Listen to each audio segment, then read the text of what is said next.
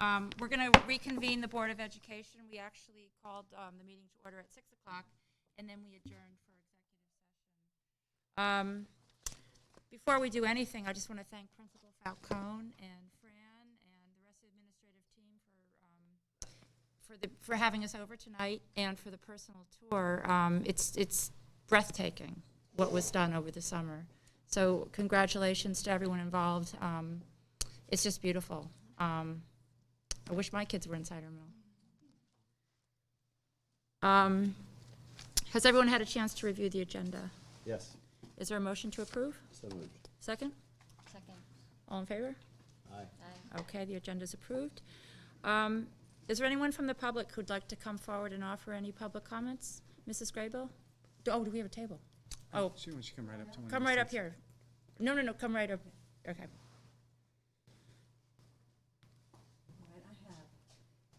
think I have enough pictures here. We only have 4 tonight. We're short.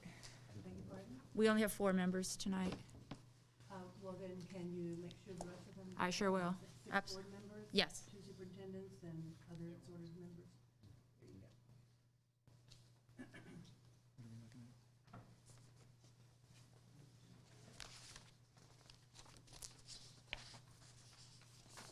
Uh-oh.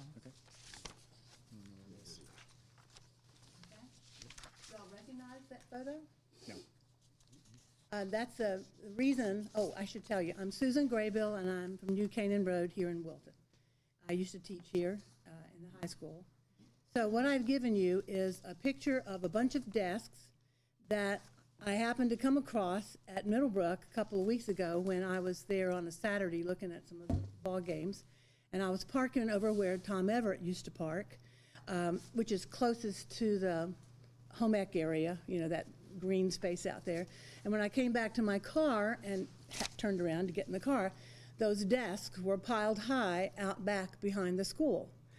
And they were good schoolroom desks.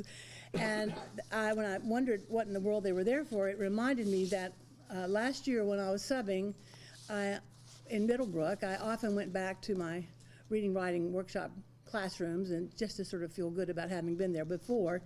And the desks were being replaced with beanbag chairs and picnic tables. And when I asked about that, the teacher said, well, this is just our new approach to making kids feel more comfortable. And my concern was that this is a waste of our taxpayer money, and maybe we should give those to schools who don't have enough school furniture. And it looks bad, okay, to walk back by the school. It's not hidden behind a fence or anything. It just does not look good. Okay, and then another thing that came to my mind that I said to David last year when I was coming back from subbing, and that is that with our emphasis on beanbag chairs and picnic tables in reading, writing classrooms, I was beginning to feel like Middlebrook is becoming finishing school for elementary education and not remaining preparation for high school, where kids are getting ready to graduate and go on to whatever they do after they graduate. And that's a concern to me. And so it says to me to say to you all that as members of the Board of Education, those of you who are here, you represent us taxpayers.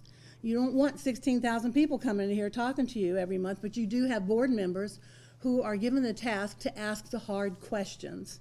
And so when it comes to hiring, you need to be asking the hard questions about the backgrounds of administrative personnel, all righty, and the curriculum.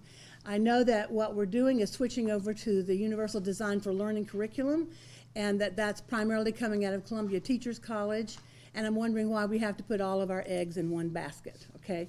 Even the stuff online suggests that curriculum is important where it's needed in a district, but doesn't have to be ready and used for the entire district. You have to choose where it seems to be the most appropriate. And that's what board members are supposed to find out, ask those hard questions. I think you ought to ask about the diverse background of your administrative personnel. When everybody was hired, we had this huge overturn because people were retiring.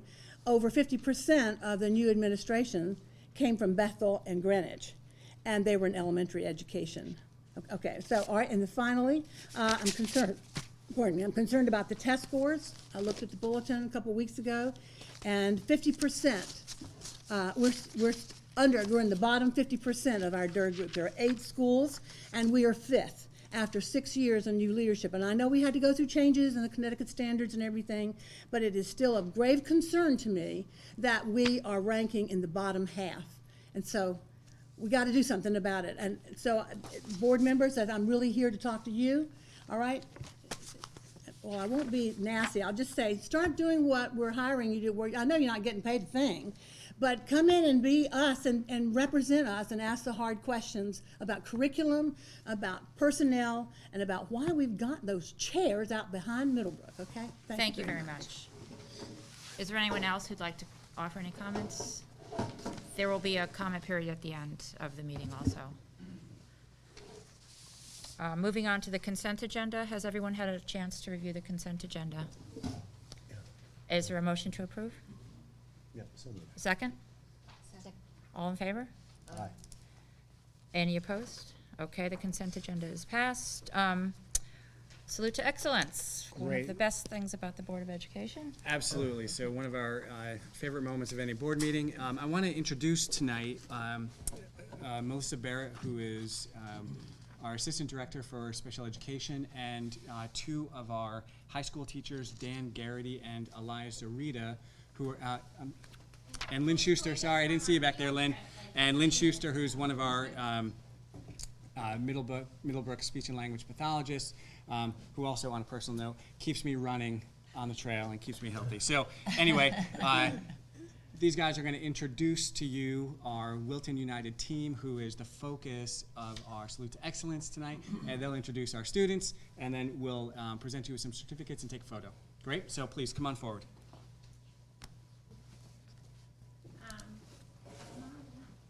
So first and foremost, I want to thank these 3 wonderful adults for they donate their time each week to tournaments, organizing buses, ordering T-shirts, making sure students can make it to practice.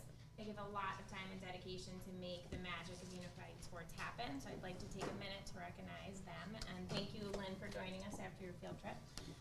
So they're going to introduce our students, and then we have one of our captains that will just be sharing why unified sports is important to them. Gustav Sillens.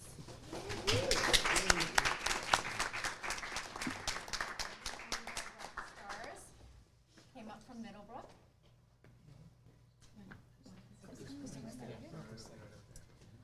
The other 2 wonderful students, Isabel Bratton and Jack Hall, aren't here, but they come to every practice, all the sports, basketball, soccer, track, and our theater. So they're not here, but they are wonderful representatives of our program. So.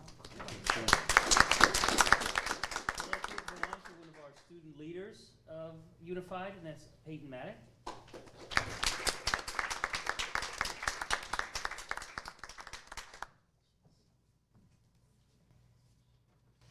And one of our athletes, Amelia Corrigan.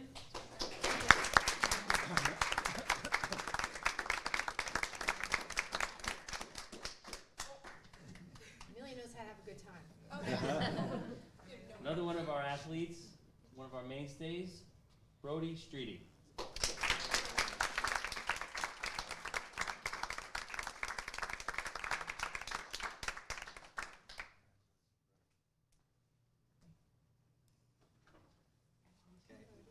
Another mentor is Tyler Congalvez.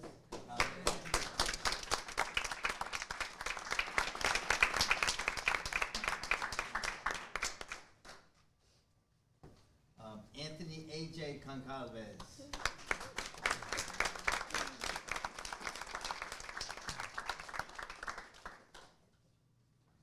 finally, who's going to say a few words? Peter Orfino.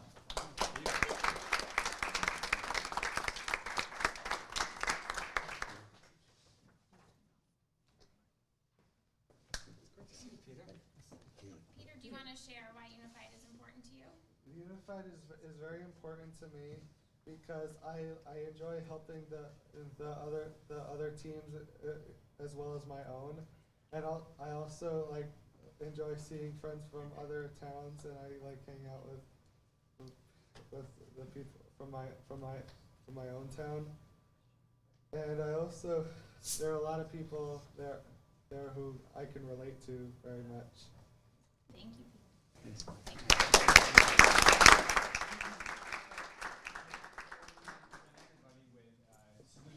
Certificate. We'd like to get a picture, if that's okay. Do you want to join us? Oh, sure. Remind people of the recognition you got this past fall, last year. I think it's important. and It this was is what- exciting. So we have our group of people that have been with us from the beginning, but we have more than 45 athletes and mentors involved in Unified. And last fall, we were really honored to be given, we were named a banner school. So there's only 4 schools in the state that are named a banner school. So you get recognized for that award by having a unified sports program and then expanding it to bring meaningful inclusion through the community and school community settings. So we have unified theater that we've done. We've assisted with creating a nonprofit, and we've done some community service in town. So all of these students have worked far beyond their time in sports. So you guys deserve a big round of applause.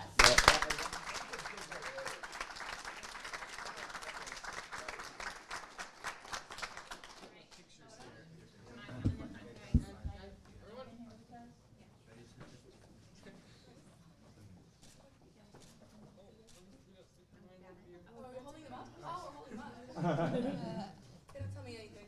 Look over here, guys. Thank you. Thanks a lot. Great. Excellent. Thank you. Thanks for coming. Thank you. Well done. Peter. Gentlemen. Congratulations. Thank you. Thank you. Yeah, thanks.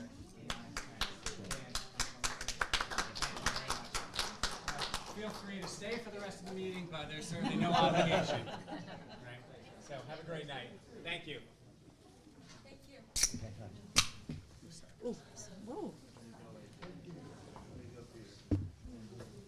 That was wonderful. Thank you again. Great? There is no board chair's report, so we'll move on to the superintendent's report. Great. I have a number of updates, so I'm just going to ask you to bear with me.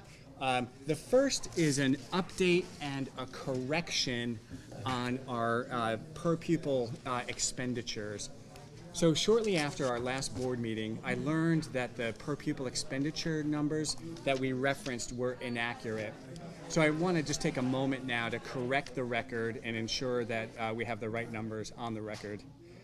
So the Wilton Public Schools consistently uses numbers published by the State Department of Education Bureau of Fiscal Services for all of our official tabulations and for the purpose of preparing a budget. The most up-to-date state numbers only reflect the 17-18 school year. And so with regard to budget and enrollment figures for Wilton and some of our Durgay counterparts, the most recent state numbers are as follows. And I'm just going to read to you, the net current expenditure per pupil. I have the total budget, and so what they do is they tabulate the budgets, the enrollment, all through their database, and then they generate a number that they round. So that number for Darien was 21,122. New Canaan was 20,576. Ridgefield was 18,580. Weston, 22,373. Westport was 21,308, and Wilton was 20,377.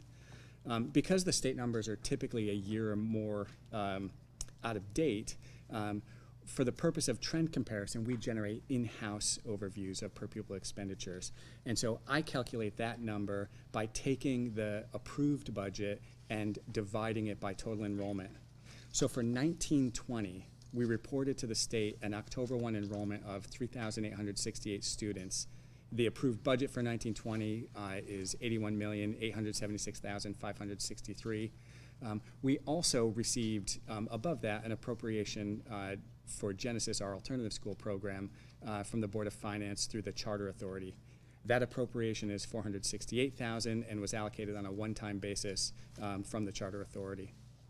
So the costs of Genesis, as you know, are reflected in our budget, as is the corresponding revenue from Charter Authority. So the result is a net to zero.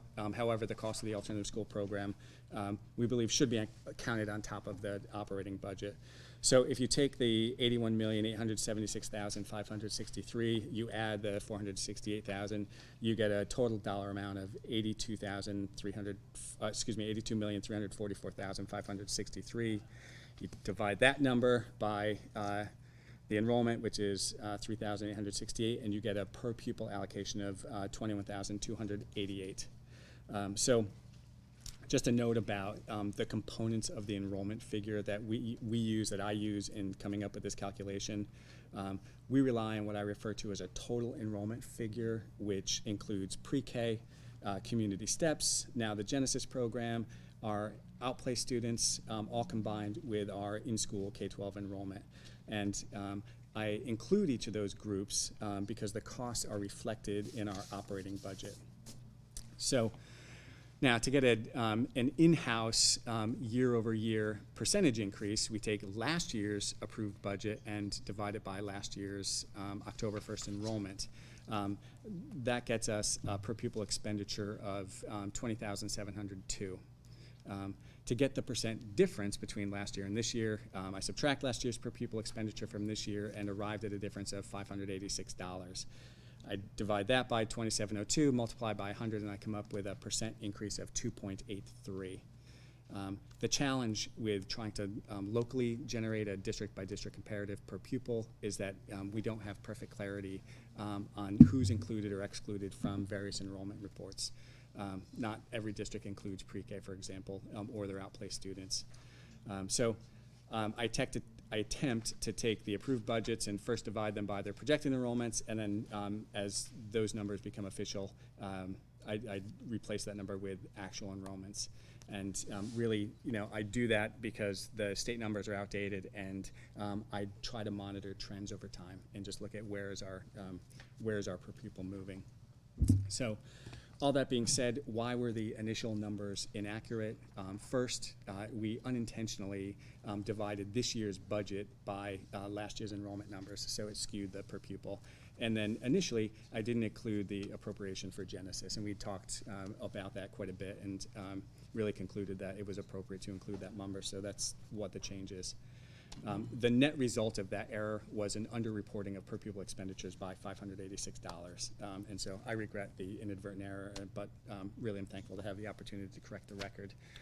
Since Heather Hervé took the opportunity to publish after the last, I sent her a note earlier today with this information and asked her to correct it. Great. So just I think that clarifies where we Yeah. are and what those numbers are. Thank you for that. Yep, you're welcome. A couple of other points. Next Wednesday, on October 30th, Representatives Lavielle and O'Day are hosting here in town a forum on vaping. That's going to take place at Trackside from 6:30 to 8 p.m. They've asked Dr. O'Donnell and they've asked me to join a panel that includes Genevieve Eason, Liza Starnino, Colleen Fawcett from Wilton Youth Services, Liz Jorgensen from Insight Counseling. Liz does quite a bit of work with us here in the district. Tricia Dahl from the Yale Tobacco Research and Youth program, and student representatives from Wilton Youth to Youth. So I'm looking forward to, it's a timely topic. I'm very happy that our representatives have organized that. Yeah, it's great. And I look forward to participating. And then finally, we received from CABE one Bonnie E. Carney Award for Excellence for Educational Communications and 5 honorable mentions. The award was for the Zero Waste page on our website. Wonderful. And the honorable mentions were for the 2018-19 year in review document, the proposed budget document, our Students' Rights and Responsibilities Guide, the 1920 calendar, and our Board of Ed recommended budget presentations. Congratulations. Award-winning budget presentation. Well, at least worthy of honorable mention. Okay, Well, that's it for me. great. Okay, thank you. Committee reports. Business ops? None, we haven't met. We meet again next week. Halloween. In a week. Okay. Teaching and learning, our 2 reps are not here, but the meeting is, At the last meeting, we reviewed some 6141s course proposals, which will be coming to the board shortly. great. And I think I'm guest appearing at your meeting Yes. next week, which I'm looking forward to. And policy? So we met today, and we are reviewing some more policies, and we've got some to vote on tonight. Great. Yes, we do. Thank you. Review and discuss building and district action plans. Great, we want to probably slide out of the way. Oh. So do you want to So start? why don't I with- start with that? So I just wanted to provide some context for the action plans. So, just find where my thing is. So as you know, these action plans are designed to really provide a roadmap for our district theory of actions and our strategic objectives. And our theory of action really is centered around two big ideas. The first has to do with developing a personalized, student-centered approach to teaching and learning, and includes objectives around things like social emotional learning, performance-based assessments, and universal design for learning, which all relate directly to all of the work that we've been doing over the past several years around vision, mission, and our portrait of the graduate. And so I will present those action plans. The second big idea has to do with making sure that we're supporting our teachers in their work around collaboration and instructional planning to make sure that they're meeting the needs of all students. And the building principals will present those action plans for those objectives, as well as the objective around school climate. But before I start, what I wanted to do was to address some of the questions that we got from the board around the action plans. And I want to thank you guys for taking the time to review the action plans and for asking some thoughtful questions. I really do think that they will help us to help you and the public make clearer connections between some of the things that we do that may seem kind of disparate. So at our last meeting, so the first couple of questions really had to do with how do the action plans relate to some of the test results that we reviewed at the last meeting, particularly around students with high needs. And so when we reviewed those results last meeting, there were a couple of themes that emerged. And frankly, they kind of echo some of the themes that we have been talking about for a couple of years. And the first is that we do have a pretty significant achievement gap. Our students with high needs, many of whom are students with disabilities, are not demonstrating the level of academic growth that we think they need in order to become college and career ready. And so we've agreed to set some targets around those, around that population, some specific targets, and we talked about that at the last meeting. Unfortunately, we're really not ready tonight to recommend to you what those targets should be. Those targets, which I think you understood to be growth targets, are relatively new for us. And we just want to take some time to make sure that we are setting goals and targets that are not only appropriate for the students, but achievable as well. But I do think that we're going to be able to recommend those targets at the next board meeting. What guidance does the state give in establishing those targets? What are we targeting to a state number that the state wants to see, or is it something that we're developing on our own that we think we can achieve? So it's a combination of both. We certainly reference what the state sets as targets, and they set targets, particularly on the Smarter Balance assessment, to close the achievement gap in 3 years. So we certainly look at those, but we also have other data to look at, and we have our own benchmark assessments, the MAP assessments. We look at trends over time, and we kind of triangulate the data to come up with appropriate targets. But that's what's taking us a long time. If you recall, we added a lot of metrics. And so we are going through each one, looking at baseline data, looking at what the state said to try to set those targets. And then how feasible is it, or is it possible to get good comparative analysis between our district, Canaan, Westport? Because I think there are probably big differences in how you should approach this whole area of education. So I'm not sure that can we get good comparable data or not? I believe we can, at least on some of those measures. Not on the growth measures that we set around the MAP, but we can around the SBAC. So I can get those for you. I can tell you, I didn't look at it this year, but last year, the level of growth in some of the other districts, particularly in Darien, among this particular population was higher than ours.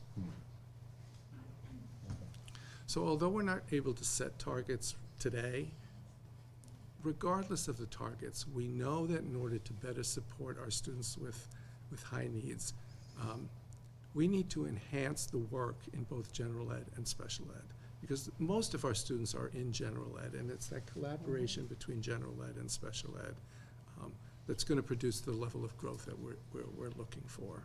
And tonight you will hear in the building action plans strategies that are designed to support all teachers in meeting the needs of all students, including those with high needs.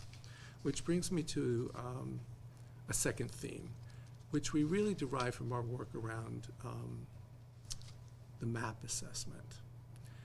That data clearly indicates to us that there is a high degree of variability in academic growth across classrooms. And in fact, we have some teachers and even some grade levels who seem to be able to consistently produce a stronger level of academic growth among all of our students, regardless of the readiness of a particular student or a particular cohort of students. So our goal is to grow that expertise across all of our students. And we're doing that primarily through strategies around more effective collaboration among the teachers, as well as ways of looking at student work so that we plan instruction that's a little bit more responsive. Well, we saw that in the numbers in the last review. Yes. Yeah, as you look at the, Yes. this whole group is every year, boom, boom, boom, boom, boom, and Yes. great level. Yes. So again, the idea is to grow that expertise, and we do that through collaborative work and looking at student work. And you will notice in the action plans for the district that they are going to include strategies, again, to make sure that all of our teachers are supported in meeting the needs of all students. There were some questions around specific targets. I'm going to leave that for the principals to talk about. But there was one question that I did want to address, and that was around the issue of the 60th percentile on the map. So we select that benchmark because students who score at the 60th percentile on the map have a high likelihood of scoring a 3 on the Smarter Balanced Assessment, which is considered grade level work. So basically, we want to get more students to the 60th percentile on the map so that we get more students who are meeting grade level expectations on the SBAC, if that makes sense. Okay? Any questions so far? You know, you tried to make the connection between the students with high needs and the test results, which is great. Thank you for doing that. Sure. I think it would help the board to hear more often more about the cohort of special ed students as a K-12 group. Okay. You know, rather than the individual buildings. It sometimes would help to have a slightly helicopter view. Sure. Strengths and weaknesses and, you know, going from one school to another school. Sure. And then I think my second question around the connecting the testing results was also just that you gave us 49 slides of data, which is great, thank you. But as I read the school action plans, I was trying to figure out, okay, so where were our weaknesses in math and how did we respond to the testing results? And there's a little bit of that, but again, there's kind of just more of a global thing, you know, like wasn't quite sure what generality or what generalizations we could make about our math program or about our ELL, you know, what's particularly strong, what's particularly weak, what has grown, just as a program reflected by the test scores. So I think one of the challenges with the SBAC is digging down into that level of detail.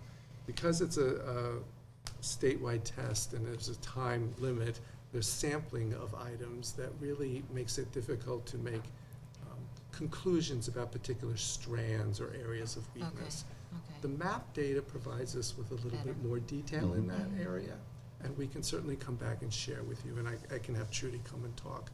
I can tell you that the theme is we're not doing as much work around, or we're not producing the level of understanding around number sense and algebraic thinking. But why don't I have Trudy come back and really show you that data in more detail. Okay, all right. Yeah. Any other questions? Yeah, I guess just one, you know, you talked about the general ed group versus special ed, special needs. to the extent that we're able to grow and improve the general ed performance at a rate faster perhaps than, especially with that, the gap is always, we're never gonna close the gap. We're gonna have a hard time getting that gap closed to the extent that we're better at dealing with the general ed issues than we are with the special ed issues. It's always gonna be a challenge for us to get that gap closed. And how are we going to, I mean, do we have to accelerate or increase the resources in the special ed area? Or make changes there to try and maintain the pace, at least not fall further behind if the general ed is improving? Or how are we gonna deal with that?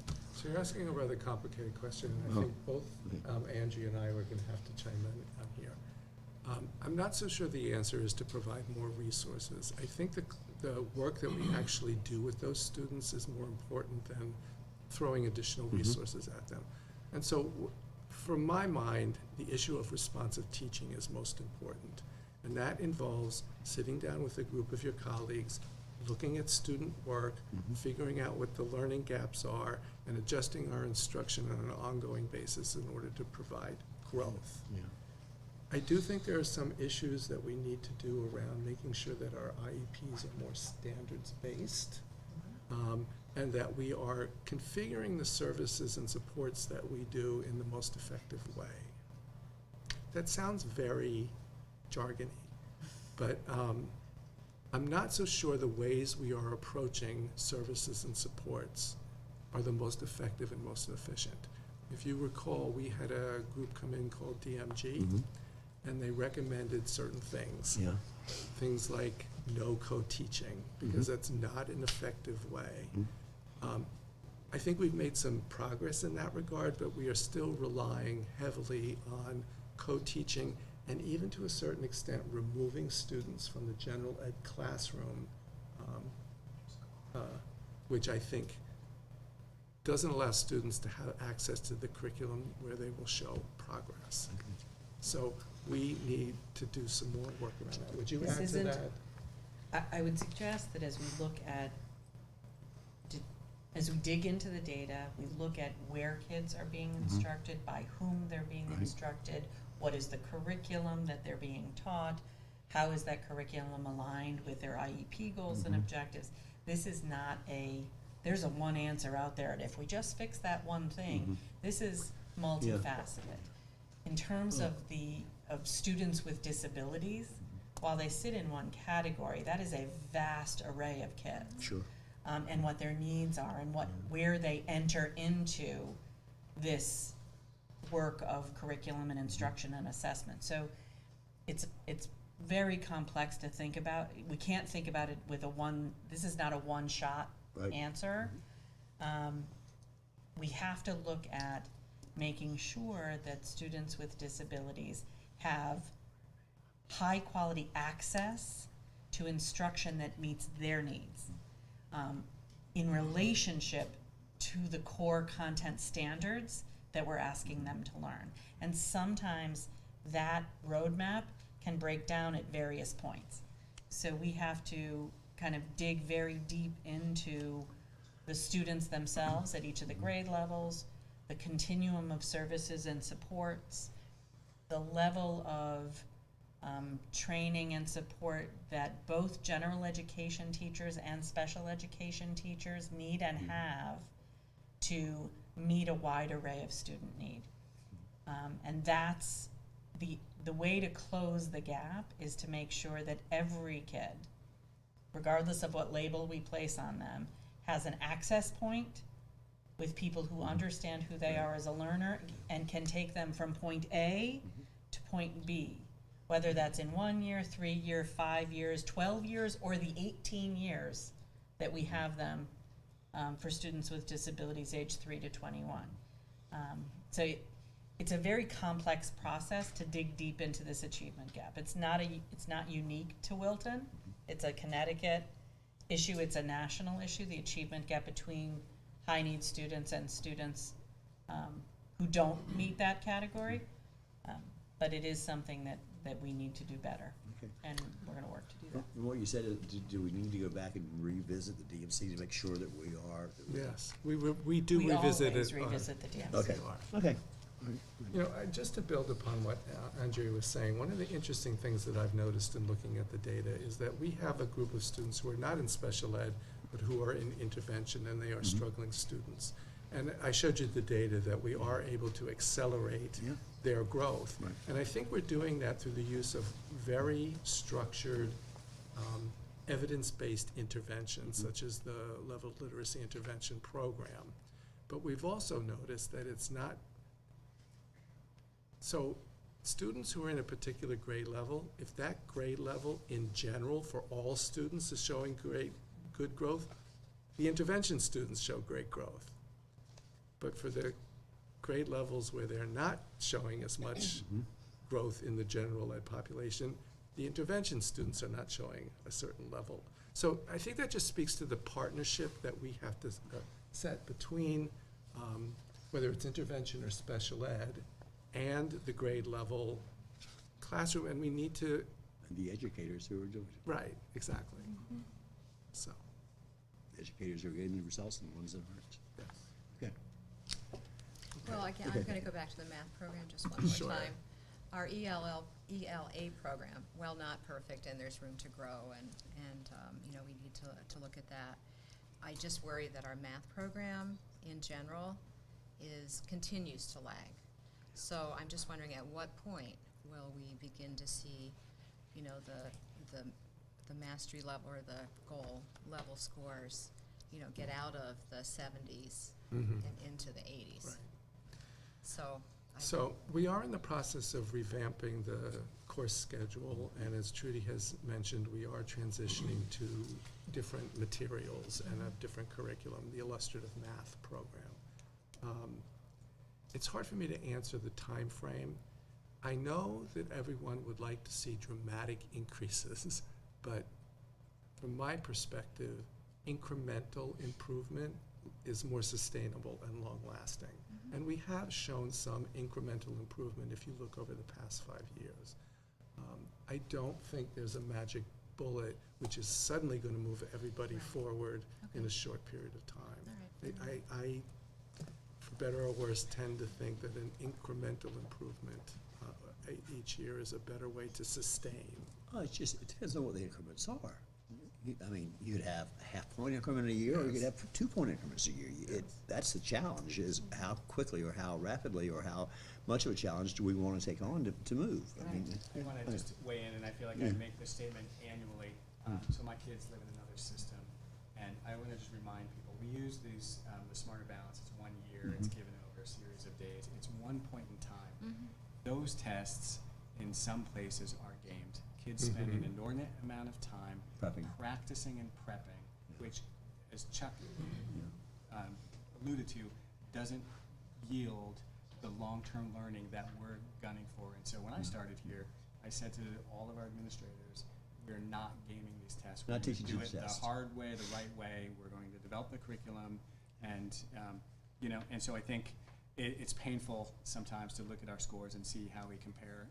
But I have a lot of confidence in the way we're going about the work, and I know it's frustrating for you as board members, and certainly for our administrators and other community members as they see the differences. We are not gaming these scores. We are not sending our kids to do rote test prep like I know happens in other places. well, my question is, are we challenging ourselves with the incremental expectations? Okay. Half a point increment or a point and a half increment? Which increment are you choosing to go after? okay. Okay, so I'm going to present very briefly the action plans for the district around personalized learning and student-centered learning. And as I said before, there are basically 3 areas that we're focusing on. One is performance-based assessments. The reason performance-based assessments are so important is because of the vision of the graduate that we are. Well, first, let me stop. I do want to remind all of, at least some of you, you were here when a number of years ago I talked about how we implement new initiatives and the process that you need to go through, the multi-year process that you need to go through to take an initiative to the point to where it's integrated and refined in teacher practice. The past several years, we've been kind of living in the first two phases, which were really exploring the initiative and getting ready to learn. And so I'm happy to report in all three of these areas where we've moved much further along. We're now at the point where we are deeply involved in learning, and I would say we have some teachers who have completely integrated some of these practices into their work. So going back to performance-based assessments, again, those are the vehicles by which we will be able to gauge how students are doing on those very important skills that we've identified in the portrait of the graduate. Things like creative and critical thinking, solving problems and innovating skillfully, and communicating and collaborating effectively. You can't measure those through a test. You can only do that through an authentic performance-based assessment. And so the things that we're going to work on this year is we're going to continue to refine that vision of the graduate through the long-range planning process. Once that is done, then the really hard work begins. We have to start taking those capacities that we've identified, breaking those down into actual outcomes at each of the grade levels, deciding how we're going to assess those and report progress. And so we've written a number of actions around those goals. We also then need to help teachers understand what the criteria are for our high-quality performance assessments. It's not just to develop the assessment, but how do you implement it, and how do you develop learning experiences so that students are successful on those assessments. One thing that we've done this year, which I think is moving the work along a lot, is through our new teacher evaluation process. So one of the things we did was they are setting academic goals, but they're also setting core competency goals around each of these capacities. So I think that's a good way to kind of dip our toes into this kind of work. Okay, so that's performance-based assessments. In terms of social-emotional learning, so if you recall last year, we spent a lot of time with the Ruler program working with the adults, not with students. This year, we are rolling it out with students, albeit in a very controlled and slow manner. So each of the schools will be taking at least 2, up to 4 of the tools that are part of that program, and they will begin to implement those with students. We have anchor teams in each of the building who have been trained at the Yale Center for Emotional Intelligence, and they're leading the work and supporting the teachers in rolling out those tools. In addition to that, I'm working with Kim Zemo to develop what is known as an SRBI process. So you're aware that we provide interventions to students in reading and math. We now need to start thinking about how are we going to identify students who are struggling in their social emotional skills, and what would interventions look like for that. That's a big undertaking, because when you are screening students around things like anxiety, depression, substance abuse, we are all going to have some conversations about where is that data located, who has access to it, and what are we going to do with it. To do that? I think we are. We have a pretty substantial number of mental health staff. The teachers will also be involved in this. No, I Right. understand that, but these are very specialized. It requires just Yes. that teachers don't typically have. Yes. I would just say we have 2 competing issues. One, if all things remain the same, we are staffed. What's happening to adolescents, if you're reading anything in the news right now, is we have very high increasing suicidal ideation rates. So there's a lot going on in the culture right now for young people. So when you say, are we staffed right now? I think we are, Okay. but we have to watch what's happening to make sure we maintain a level of support necessary to meet what appears to be an increasing need across the area, right? I shouldn't say problem, need. So I would only challenge you that, so please, as you identify needs that we just can't handle, to come forward. Oh, yes, of course. Because it is a growing It is. Yes, it So is. one of the things we're trying to do is through implementing a social emotional curriculum that all teachers are addressing in the classroom, will be taking care of the needs of many of the students better to begin with, right? My biggest fear is that we are missing some students until it's too late.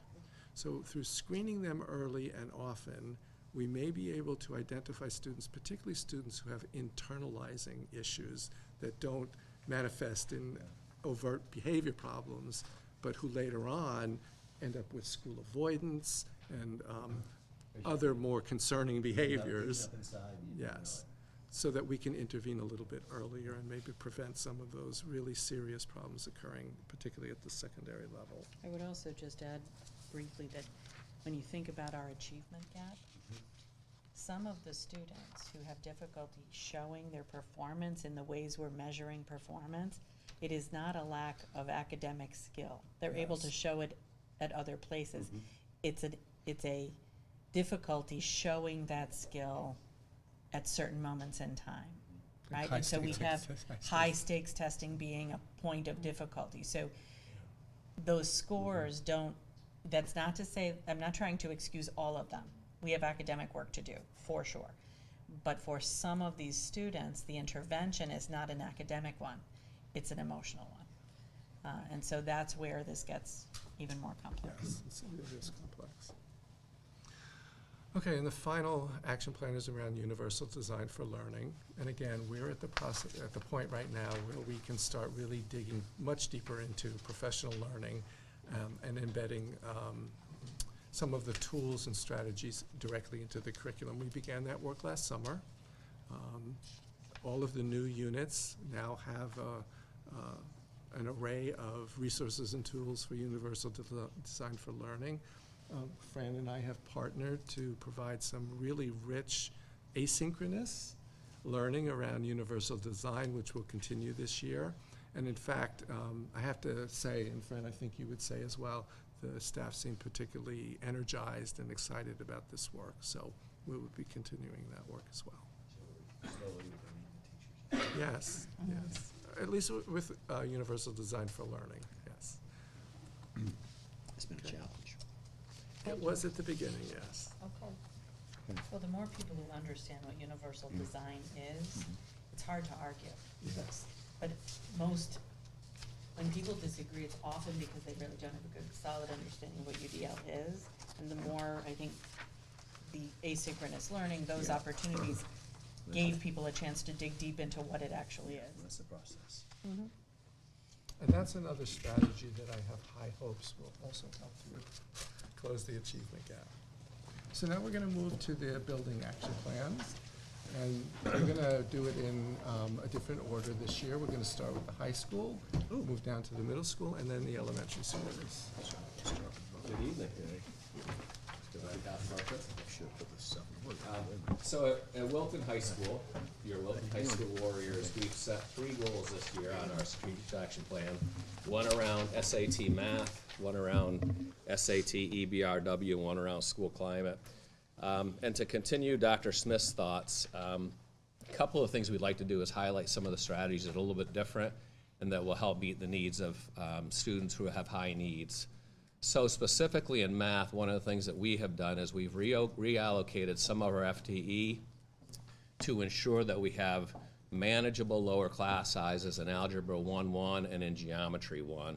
The purpose of that is to be able to know our students, to personalize learning, accentuate their strengths, and work on their weaknesses. So we think that's going to be a high leverage strategy. Secondly, with the block schedule, we've gotten creative and we implemented a way where students have math every single day. Is that up there? So students have a block on one day, and then we have what we describe as a mini on the other day. And it's important to note that the mini is not more of the same. The mini is a blended learning environment where we have a trained interventionist who is a certified high school mathematics teacher who is also implementing the ALEX program, which is an adaptive math program to identify students' growth areas, again, accentuate positives, and work on deficits in skills, content, and knowledge.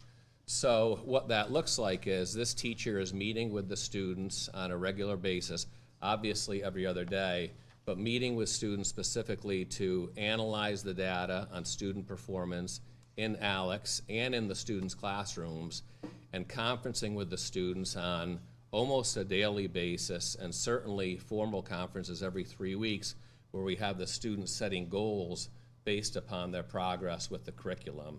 And then we have mini IETs built in where the content area teachers, of which there are 3, we have 1 teacher who is teaching all the Algebra 1 sections, there are 3 sections, and then we have 2 teachers teaching geometry. So they're meeting as well to just plan around, talk about students, and really take like a 360-degree approach. So they're communicating, they're collaborating. Beyond the work with the blended learning environment and ALEX, there's also direct instruction with these students. Having gone in several times, I've observed the teacher meeting with students, meeting with groups of students, so some flexible grouping opportunities to work on areas where students need to grow. So we like the model right now. We believe we're going to get good results. I would reinforce what Dr. Smith has said, is that this will take some time because these are students who are below grade level in terms of standards and content and skills. But having met with the teachers involved, we are hopeful, and we think that this is a good model because we recognize that increasing instructional time in mathematics can be paramount, but that more of the same is not the solution. So that's just hopefully going to be one of our high leverage strategies to work with these students. And the students in Algebra 1 and in Geometry 1 certainly fall into the high needs category, and they're students who we care deeply about. We certainly aspire that they would do well ultimately or do better on the SAT math portion in the junior year. But really this is about preparing them for life and college and career. That's what we care about. So Don is going to talk a little bit about the work in the IETs, both in mathematics and in English, but this is one of the strategies right now that we feel will impact some of what you've been discussing thus far in the district action plans. So it's only those 2 courses? Those are the 2 courses that we're focusing on right now because these are the students, Mr. Hemmerly, who certainly are furthest behind, and strategically in terms of the SIP, that's where we thought we really need to start. I would emphasize that we do have highly qualified math teachers in all of our other environments. There are some other collab environments, which is to say that we have regular education and special education teachers working in the same environment, but this is a more intensive. We've used the term acceleration, and this is what we're trying to do, is accelerate them towards higher math performance.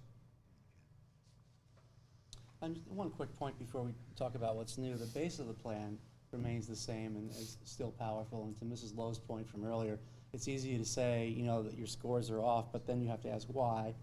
And we have disaggregated data, and between Ms. Denton and our coach and our practitioners, we continue to figure out which strands and which types of questions, both in math and ELA, trip students up, and then embed those in an organic way where it makes sense into the curriculum so students are getting practice experience with the problems in which they're weakest. That remains the same.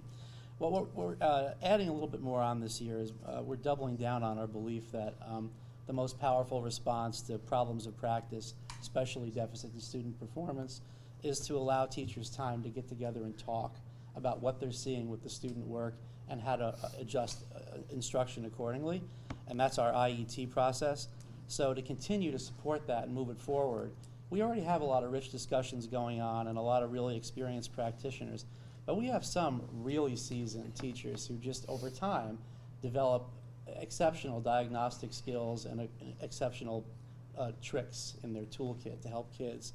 So we're gonna actually spend some time videotaping some real IETs where some of these practitioners are looking at real student work around a really important problem of practice and modeling how that looks, when you really dive into what's going on, and then share ideas about how you're going to respond, how you're going to teach to the problem and move forward from that. So that project is underway, and that's going to happen in math first and foremost, and then also in English. And are we going to ELA now, or are we? Yep. And the ELA plan also looks similar to last year, and a lot of those same remediations that we had in place. This year, we're gonna try to do a more aggressive crosswalk between the work that our humanities coach and English ILs are doing and our SPED ILs, to try to create sort of this continuum, a more differentiated response in how we're meeting the needs of all our learners.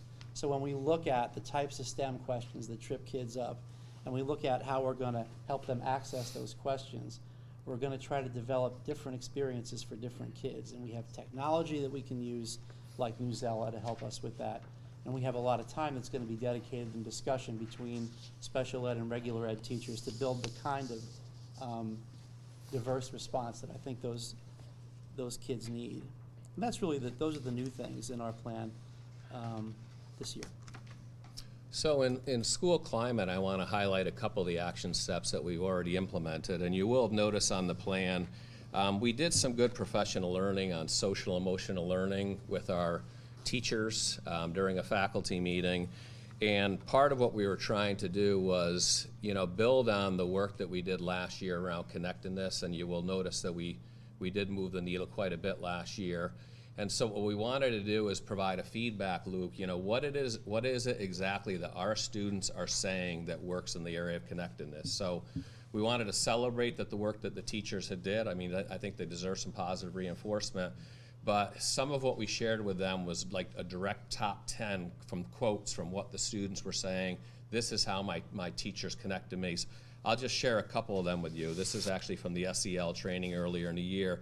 And this may seem very simple, but we recognize that these deep connections built through simple actions go a long way in terms of student learning. I think it can't be understated. So these are a few quotes directly from Wilton High School students. Cares about me as a person and beyond the classroom, makes a personal connection and speaks to me about personal things that are important in my life. Willing to help me with my learning, wants me to be successful, helps me with homework and any questions that I may have. And then the third one, there are 10 of these, but just the first three. Creates a warm and welcoming environment, makes sure I feel safe, and supports me with personal issues. So I think we've made some good progress, but we're going to keep focusing on those daily building connections between teachers and students that are really the underpinnings of student performance. And that will help also with our high-need students, because part of the focus was on SEL, social emotional learning, with some of these high-need students. And we're also working on, this may be relatively new to the board, and it's in its, not infancy stages, but early on. We had a few concerning incidents last year around a few racial incidents in the school that we've dealt with. And so we've been taking a deep dive as a faculty in essentially a study group into white fragility and white privilege and implicit bias to help our teachers understand our own biases and be able to work with all students to create just a highly inclusive learning environment. And I think we do a very good job, but we can't rest on any laurels there. I think we need to recognize that it's got to be a welcoming environment for all students, and that there are some students for whom life at Wilton High School and or life in Wilton may be more difficult. So I'm proud of our work, the faculty we've done so far. We had an excellent training in October, and we have Michelle Stewart-Copes coming in, one of our, call her a diversity trainer who's quite skilled, worked with the administrative team in the summer, who's going to come in on the November day and lead some professional learning. So those are the couple areas in school climate that are new and different, and you'll recognize that some of the other steps that were effective last year, we're going to continue to do that with our surveys of students around connectedness. Could you address the issue around the questions Debbie had? Yes. So the question was whether the targets that we set were the right targets. The question was, are we maybe not being as aggressive as we should be in mathematics? And how much can we still move the needle in EBRW when we're already well into the 90s? So specifically regarding math, what we did was we did analyses of these students' PSAT scores. And if the suite of assessments is designed the way it should be, that was where the performance of this group was predicted to be in mathematics. We have set, you may recall that over a course of years we set what may be a more aggressive target of 80. We said you heard me say we've got to push our students into the 80 range. Let's be realistic. That's still the goal. I mean, we want to have them achieve as high as they possibly can. But in analyzing the data, the trend line on the PSAT, we felt this was a realistic target. It's also noteworthy to me that, just a couple years ago, we set it at 80, and based on that year's performance on the SAT, there was only one school in the entire DERG that pushed into the 80% at all, So while we're setting it short of 80 right now, our aspirations are always higher. And in English, there was a time when we were at 96%. I think that varies sometimes based on the cohort. So, we feel we can move the needle a bit with this group, and that may be ultimately higher. But you're right, we're well into the 90 range there. And but frankly, I'd like to see us, just in terms of the context of the DERG, I'd like to see us a little higher, again, because it's about student learning and how college and career ready they are. So we feel the targets are appropriate right now based on the data analyses that we've conducted. Okay, so at Middlebrook, I have to say, Bob, the comments that you read from the students were wonderful. My reaction to them is every teacher should be doing that. Every teacher, every day, with every student. I don't find those comments extraordinary or exemplary in any way, shape, or form. That should be the norm that we expect from our staff. I don't think that's, I'm glad to hear it, but that should be happening every day with every teacher, with every single student. Agreed, and we wholeheartedly agree. I think the practice that we have, Mr. Hemley, to reinforce that as leaders, I think it's helped. I think it helped last year, and it's helped this year to say, you know what, this is something we should always be doing, and with the advent of the block schedule, when we have a little bit more time, Well, let's we'll focus see. early on some of these fundamental relationships that can be so critical and foundational to the learning. So I think you're making a very good point, and we agree wholeheartedly with you. It should be an assumption. Absolutely. Should be an assumption. That's, and it isn't just, it's learning, it's developing, how do you develop relationships, developing trust, respect, growing as an adult. I mean, these, I'm just, okay, no sir. Well, You get my, I want to point out too that I think their scores were pretty healthy. There's room to grow. I get it. Oh, no, absolutely. But I do Yeah. think that they were Oh, pretty the school healthy climate there. survey. Yeah, no, I don't disagree at all. The 85 to 86, Yeah. 85% and the 93%. So it's like, Yeah. But if it's not happening every day in every classroom by every teacher with every student, we still have a ways to go. absolutely, absolutely. But I want to point out, it sounds like we're No, okay. on a good path. Well taken. thank you. All right. Okay. At Middlebrook, in our goal setting and in our action planning, we're really just carrying forward a multi-year effort. And so much of what I would highlight is really just linking back to things that Chuck said and also connecting to things that Bob said. So there are a lot of through lines here.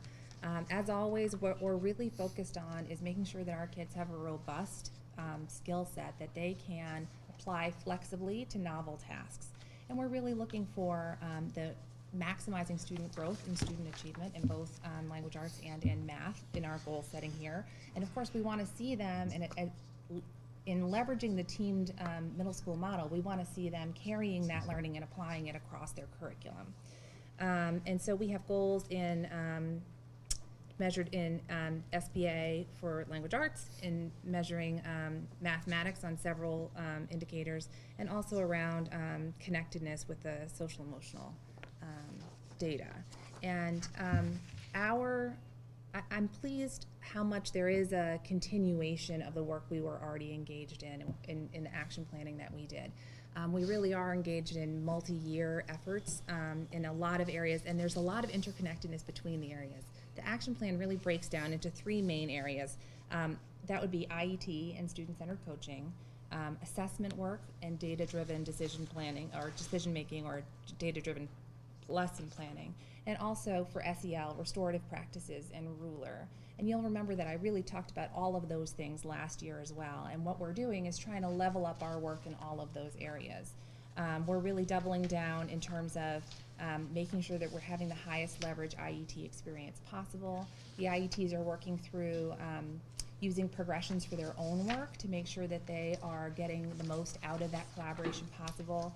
The IET focus is really shifting more and more to really look at student work and then collaborating around where do we see strengths, just like Chuck had mentioned, when we see kids having great success with a teacher, we want to look at, is there a replicable practice that we should grow across that IET?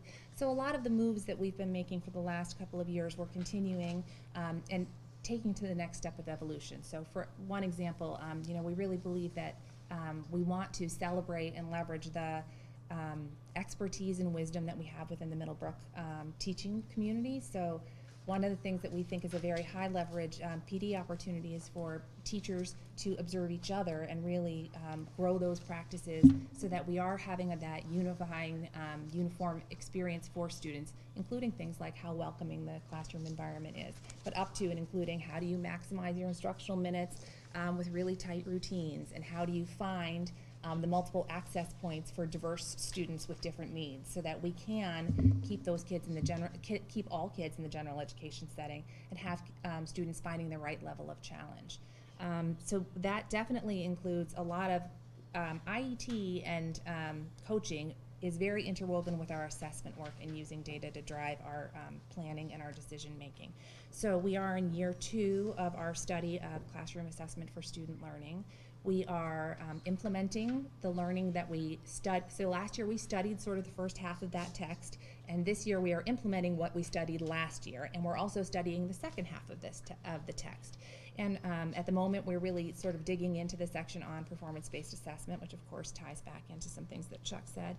We're really looking at how we can use rubrics to evaluate the quality of our task and to evaluate the quality of our performance criteria, and also to look for consistency within that IET, that we're looking at, that the assessment is really giving us the information that we want. It's telling us whether the students can or cannot meet the standard that the unit was mostly built around.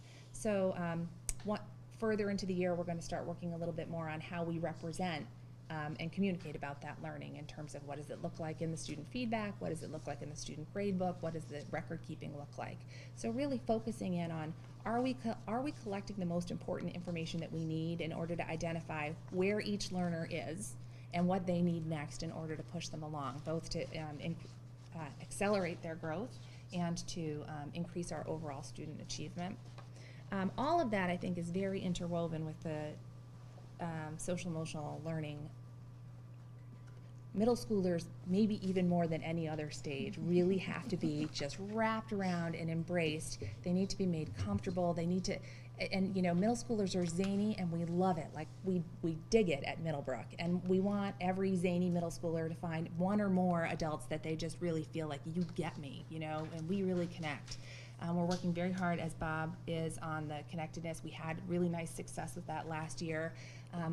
This year we're implementing and sort of really dipping toes in lots of ways into the restorative practices pool. We would really like to continue to accelerate the number of staff members that we have fully trained. We're trying to work with Joanne Freiberg on that. But I think that we're seeing just really lovely work. One of the major practices with restorative is community circles, and we're seeing community circles used across the school in lots of innovative ways. Some of them are just sort of warm, fuzzy, getting to know you, quickie ways of building classroom community. Some of them are really very grounded in the academic content of the course, where they're really talking about their mathematical thinking and what strategy did you use on that problem. And some of them, we're really using them as challenging,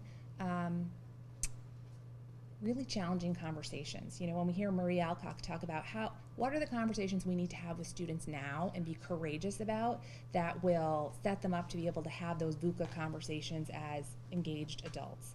And, you know, we're being brave about that, and we're learning as we go.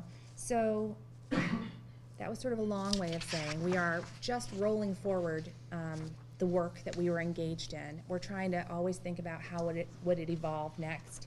And really trying to engage our total staff population and our student population also in what do you think the next step should be? How is it going so far?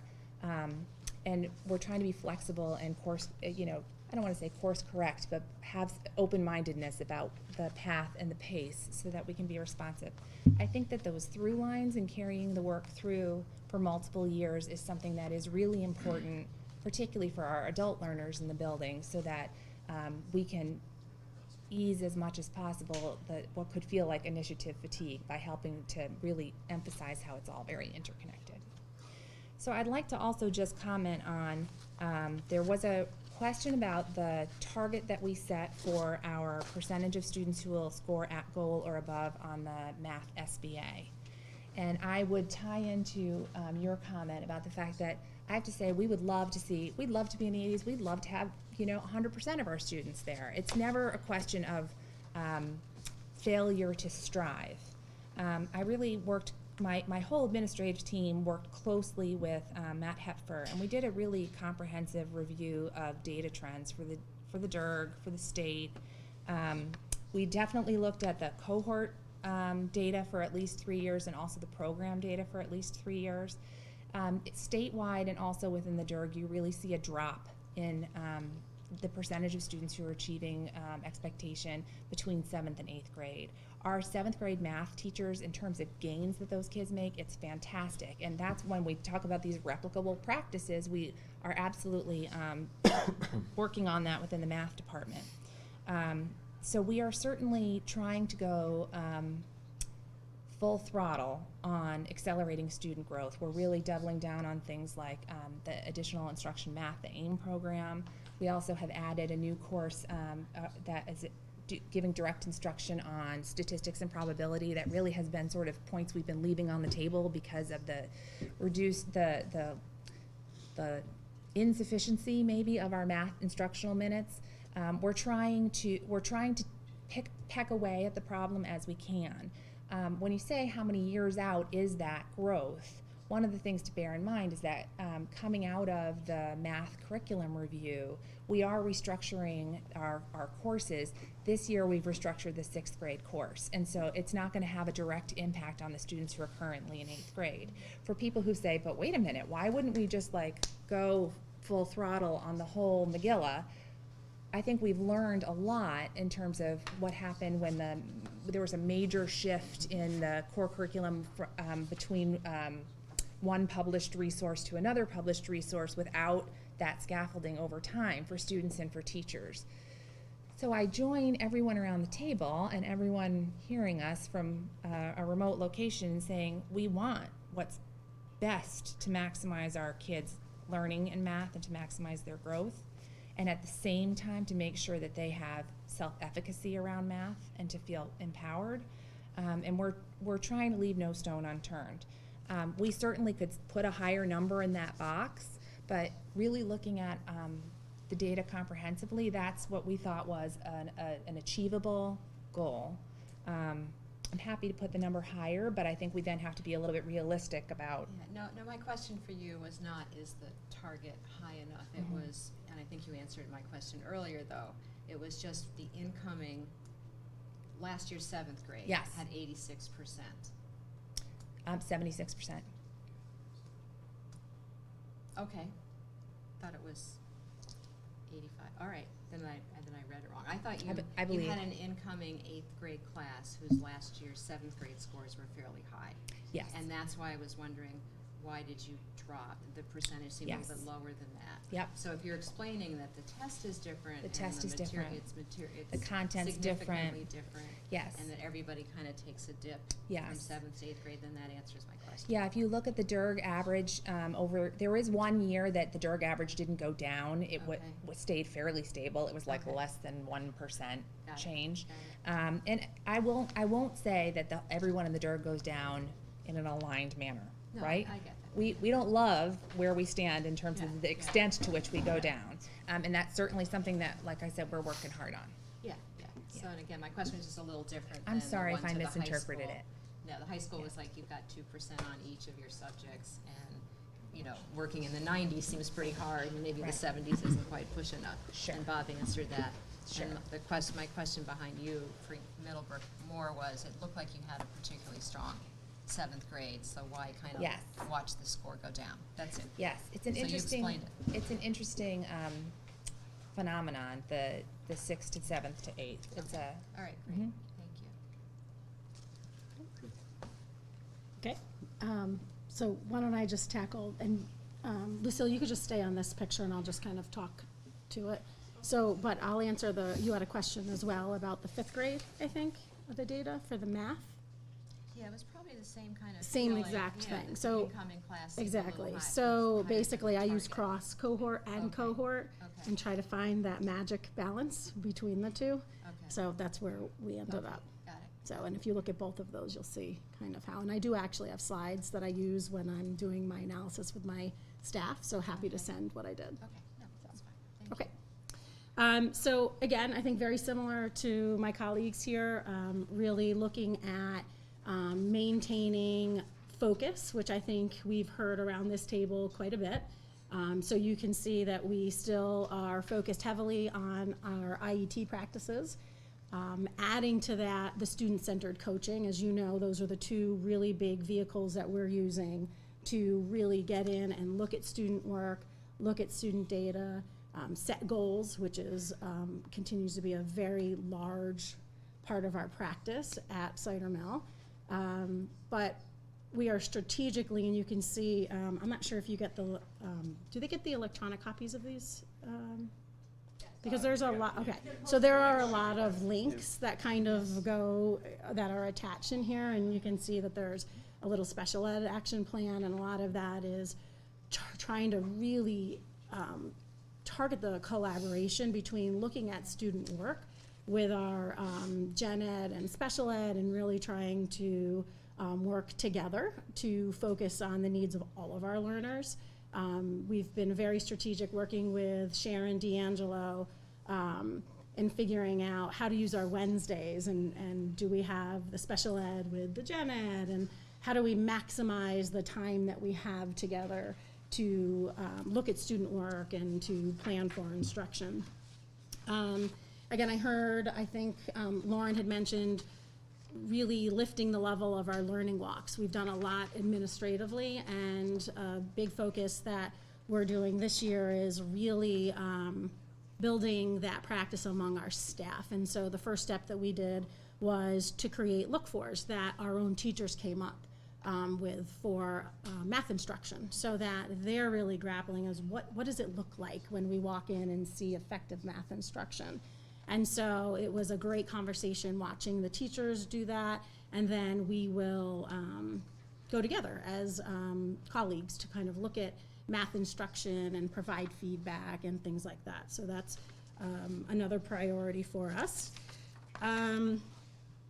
We also, you had asked a question about math, and I think that we're very aware that, you know, where our math scores are is not where we want them to be. And so the staff has had a lot of reflection on that, and reflection on our practice, and reflection on implementation, and we're trying to push the last stages of our curriculum review. We have, I think, Chuck, you had mentioned that, you know, Math in Focus is a resource for us, and so one of the best things that we've done is create more curriculum pacing guides that use the Math in Focus program as a major resource, but filling in the gaps so that we have more exact alignment to the standards. And it was not 100%. And through the curriculum review process, we've really corrected a lot of that. So we're finishing up all of that work throughout the year here. The other focus is just the school climate and the culture, continuing a lot of the work from last year. Really excited with Millard Driscoll to do our family engagement survey, where we're really trying to figure out, you know, who our families are and how they can contribute in meaningful ways to our schools. And so we're super excited to do that work together. And I don't think there's too much new on this, other than the lovely symbol that you see, the be here, be you, belong. And if you were in the executive session, we provided you lovely little cards with our charter. So really loving all the work we've been doing with Ruler. So the charter is one of the tools. The problem-solving conference is another one, and I think that's probably one of my favorite part of the days is to sit down with a couple kids around the table and to really engage in that conversation. It's like awesome. If you're ever around and want to stop by, they happen daily, so they're interesting. And then Same time every day? no. As needed. They are responsive, Yeah, yes, okay. but almost guaranteed on a daily basis. It was very scheduled. Yeah. I'm sure I could find one for you if you were to stop by. Again, the play focus, we just kicked off our first round of Let Grow, and we're excited about that. And the last strand here is the modern learning and environments, and that just kind of articulates the work we're doing, not only in this space, but if you have a chance on your way out, in each of our cores, we have these beautiful collaborative learning environments that we have set up. And there is nothing like walking through the hallways and seeing the kids just doing their work out in the common areas. And we just got the TVs installed, so I'm really super excited. But they look like, have you? So in each of the houses? Each of the houses, yeah. They're a little different in every house, but just because of the different space constraints. But yeah, I find myself out there very frequently. You get a lot of work done out there. Just kind of like, you get to touch base with people, and it's wonderful, so. And then the last piece is continuing the work with the transdisciplinary, which ties into the performance assessments. And that's it. I could answer any questions. That was it. I just like shut the show down. We don't have to pay too.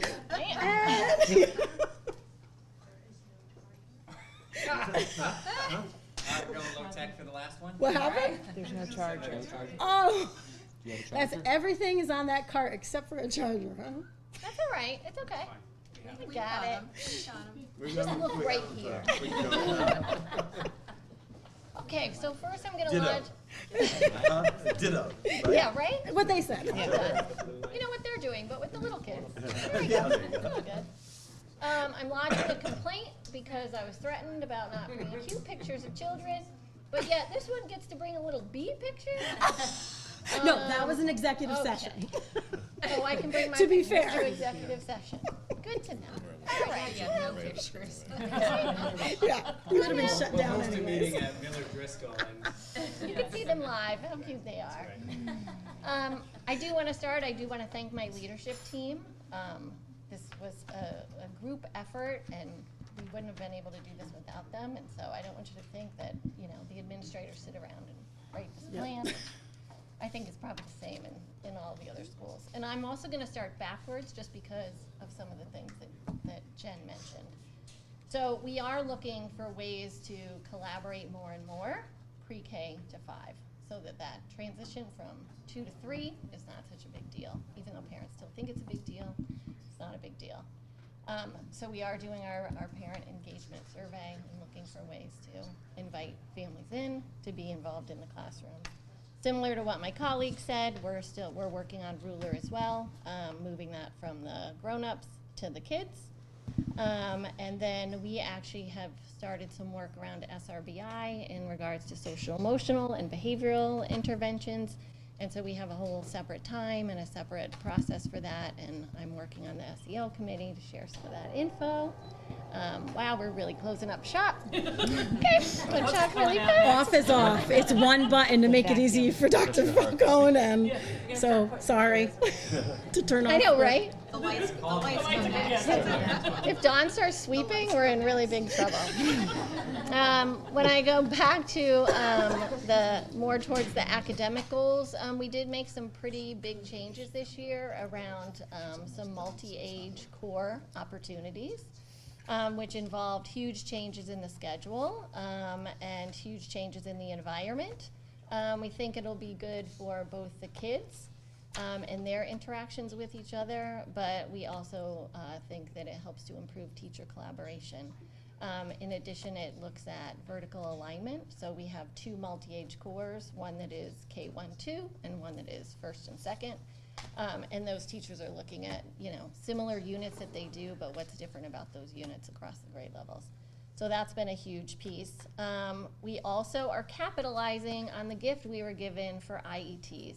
So for 3 years, I have been complaining and crying and begging, and we were finally given the staff we needed to have additional IET time, and the teachers are very much capitalizing on that, so, which is huge. We now have 2 45-minute IETs per week, so we are absolutely loving that. We continue our work on TC. This year, the teachers are moving from a focus on reading to a focus on writing. That was their choice, and we're also working really hard to include the special ed teachers and the interventionists on the training so that everybody's on the same page as to what's happening in Tier 1. We are adding on particular professional development around learning targets. And so the leadership team is studying a book called Learning Targets, as well as some other resources, and we're rolling that out to the teachers who are right now just starting in a particular area of their choice where they're posting learning targets and making sure the kids understand what they're supposed to be learning, and we'll be adding in layers towards performance so kids understand what success looks like. So that's another big focus for us, and let's see what else I have on here. Other than that, we continue, like Jen said, with our play initiatives and student-centered coaching, which we're all doing, and so that's about it at Miller Driscoll. Questions? Any questions? Go ahead. Go ahead. No, you go ahead. I go. Because you have a question. Go ahead. All right, I will go ahead. Just, could you remind me, your goal around the map, that's the 60th percentile, thank you for the explanation, or the significance of what that means. What was it?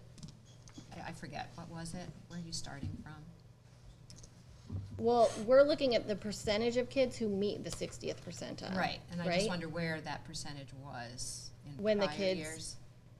Oh, well, when the kids ended first grade last year, there were 74% of the kids in first grade at the end of the year were above the 60th percentile in reading. Okay. And 72 were above the 60th percentile in math. So we actually kept our same targets that we had last year in our plan. Okay. But they're kind of a bigger stretch for us because the kids coming in, that cohort of kids coming in, where they scored on the map at the end of last year was lower than the cohort that scored at the end of first grade the year before that. Does that make sense? Yeah, no, it makes sense, all right. So that's where we set them. All And right. again, the 60th percentile is around that, you know. Right, That's where. Okay. Hopefully the kids will then get that 3 or above on the SBA. Okay. I know you asked another question in there, I think, about math. And, you know, what are we doing around math? So even though there is TC in here, but the work we're doing in student-centered coaching and the work we're doing around learning targets focuses on math. And then obviously the units that are changing from the curriculum review are all supported through the coaching and Trudy. And the Right, and professional the extra development. IET time will help too. Okay, Yeah. I'm not sure what people, if everyone's clear on when you refer to work on learning targets. Can you give it just a 2-second summary of what you mean by that? Oh, sure. So basically, it's an I can statement. So we have 3 questions that we ask the kids when we go in, when we walk into classrooms. What are you learning? How will you know if you learned it? And where do you go if you need help? And so we sent the teachers off before we did any of the work on learning targets, and their homework was to just ask kids those questions. And it was fascinating what the teachers came back with. It's always fascinating when we go. Chuck is the master of these questions. But again, it's very telling when you ask kids what they're learning, if they can tell you what they're working on. Usually those are the kids who are focused on the task, know what they're supposed to do. The second question of how will you know if you learned it is kind of that success. So maybe it's, you know, I'm going to use, you know, question marks to, you know, identify an asking sentence, and I will know that I can do that when I can take a telling sentence and change it into an asking sentence. So the more specific we are with those learning targets, the more specific the instruction will be, but also then the kids are a part of that learning team.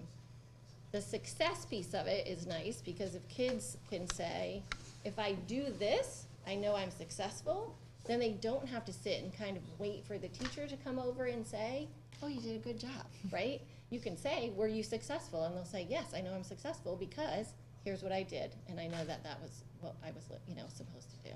So a lot of that work also will tie into when we set our targets for the students with high needs, because we're gonna be more explicit about where the kids are going.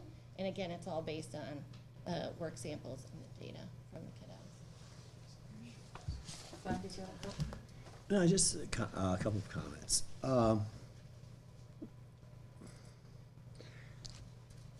I read through every year we go through this, okay? And it seems as though, it probably doesn't, but it just seems that the lists of things get longer and longer and longer and longer and longer. And there's a common theme through all 4 presentations that's there every year, okay? It hasn't changed in all the time I've been on the board. Hindrances, or what's going to prevent it. And it's always time. And I challenge you, there are only X number of hours in the day. And I think we need to do, or perhaps should be, take a hard look, what are we doing that we just don't need to do?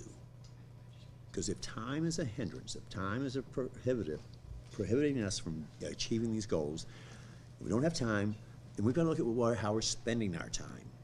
And are we doing things that just don't make sense, that aren't core to what our objectives are, and get rid of it. Make it go away. Don't do it anymore. If it isn't targeted at accomplishing our goals, because you're not going to get time any other way.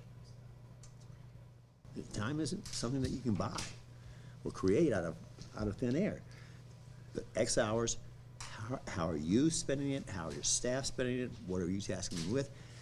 And if it isn't driving these objectives and these goals, you got to figure out how to quit doing it. Or just put it aside, postpone it, delay it, hold it up. Because time is finite. And I've raised this question, I've mentioned, you and I have talked about this a number of times. It's just, we got to find out what are our real priorities and quit doing the things that we just don't need to be doing. Good point. That aren't targeted at accomplishing these goals. It's not easy. We fall into traps. We have sat down around the table many times. I think we call it weeding the garden. You just, because time, the common theme through all 4 schools, all 4 like a facilities, joke. we don't have time. We don't have time. These are the things that are going to prohibit us from 100%. accomplishing these goals. Lack of time, lack of time, lack of time. Okay, is that it? That's it, yeah, I'm done. Okay. We Thank you couldn't all. agree more. Yeah. Yeah, Thank you. it's not easy to do, though. Solution to offer them, I'm sure they'd be all there. Not easy to do. Thank you all very much. Yeah. Thanks. Next up, still under review and discuss is long-range planning update. Right, so just very briefly, first I want to thank you all for your participation a week ago at our long-range planning meeting. I think it's really unique and speaks to the character and the values of this community when we can have 65, 70, 75 people, administrators, teachers, parents, other community members, come together and discuss at a high level the future of our education system. And so what I wanted to share with you this evening, just as an update, so as Marie had suggested during that meeting, the next day we met, meaning Chuck, Marie, Fran, myself, and we looked at all of the information that was compiled at the tables.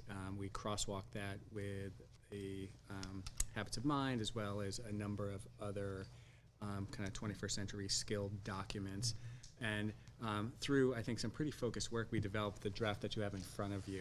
And so what I would ask is that you just take that with you. I left it for you tonight, and then we'll create time on a subsequent agenda to look at that. I'll have Fran and Chuck unpack it for us, and we can actually assign some deeper meaning to those descriptors that you see. But we felt pretty good about what the committee generated, and then the way that we were able to distill that. And so just where we're driving at the end of this portion of this process is to have an agreed upon portrait of the graduate that we then explicitly map back into our curriculum and start to teach and measure those skills as we do so many others. So that's, if you have any questions, I'll be happy to take them, but. No, I thought that was a wonderful presentation. Yes. Long-range planning. Yeah, and we're struggling to find a date, but our intent is to have her back again in January, and then run another session and present this or some version of this, and then get some consensus from the committee, and then, you know, continue to move forward. So, again, thank you for that. Marie Alcock was impressed with what we came up with. She was effusive, and just for the record, she does this work in many, many, many places, and I don't think I'm misstating. She said, this might be the best I've ever done, right? So I think she says that too. she could, you know, but Thank you. we know she meant it for us. That's right. Financial reports. Great. In your package, you got the financial report today, because it's more of going through the new format versus there's not a lot of variance. Yeah. It looks like this. Looks like this. It's behind the district vision. This is new. Yes, this Yeah. is new. This is, as you This know, is we new went measure. to the new financial system on the finance side, just the financial side of it, July 1st. HR and payroll will go live, January. So I wanted to just go through the report of how we set it up to, like I said, we've been trying to get things automated versus doing all the manual stuff and the keying that we'd done before to put the prior report. And I set it up so that it would be broken down by each location to give her a clearer cost on each location as well, so we can see the different categories and the costs that go into each school. And then you'll see on the right-hand side, this will be a good budgeting tool for us, that as years go on, we'll be able to see at what point and what months, what is spent at what time. So, you know, if we come to January, February, we start seeing the expenditures. Obviously, payroll will be going through the whole year, but the rest of the different accounts to see how the expenditures move on a monthly basis as we go through the year. There'll be slight differences to the report, because right now, because we don't have payroll coming in here, we're lumping our medical, FICA, things like that are lumped together just in the district. That will get split out once we go live with payroll and HR. We'll know what those numbers are to be able to get them into the right location. So you'll have a true cost of what each location has, because every cost belonging to a teacher, whoever, the personnel side of things, their full cost, other than say their OPEB and something like, will be in here for everything. Their pension, their taxes, their medical, dental, anything related to it will show up in each of these locations. So I would look for any questions on the report and what you think. Yeah, and I would just add, Yeah, but we have a just- forthcoming Business Operations Committee meeting, Yeah. so I think it was important for me. I want to thank and commend Anne and Mary Ann. Absolutely.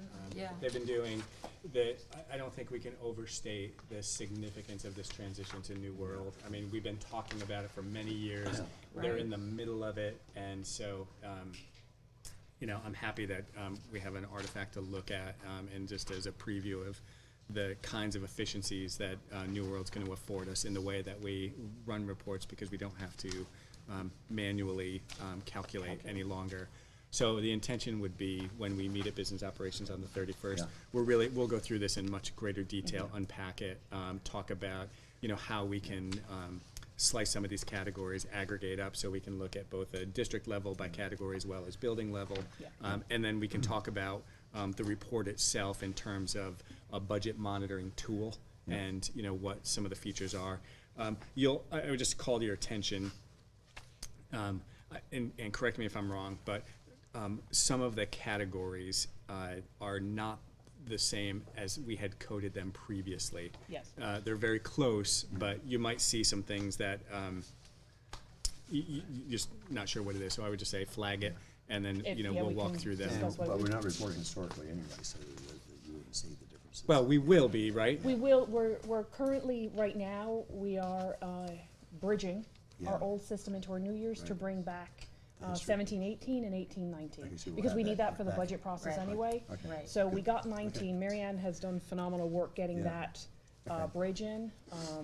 She's got 19 in, and she's working on 18 right now. Okay. So we can get the budget All right, good. process. Okay. Thank you. Yeah, Thank this you. has been Yeah. a really Congratulations. significant lift. So I'm really grateful to Anne and Mary Ann for the Yeah. work they're doing. Thank you. Thanks, Ann. Just very quickly before I dig into this, it appears that at the district level, we've spent 13% of the budget versus at the school level is 5, 4, 3%.